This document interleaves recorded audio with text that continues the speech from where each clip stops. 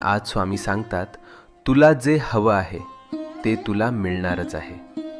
तुझे प्रयत्न वाया जात नाहीत. तुझं मन दुखतंय म्हणून देव शांत बसलेले नाहीत. ते फक्त योग्य वेळ बनवत आहेत. तुझ्या आयुष्यातून अडथळे शांतपणे दूर होत आहेत.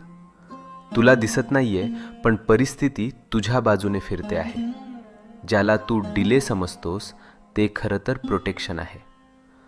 तू विचार करतोस, मीच का स्ट्रगल करतोय, हे माझ्याच आयुष्यात का होतंय? कारण स्वामी तुला तयार करत आहेत. तू जे मागितलं आहेस ते मोठं आहे, आणि मोठ्या गोष्टी मिळायला मन, विचार आणि आत्मविश्वास तयार असणे गरजेचं असतं.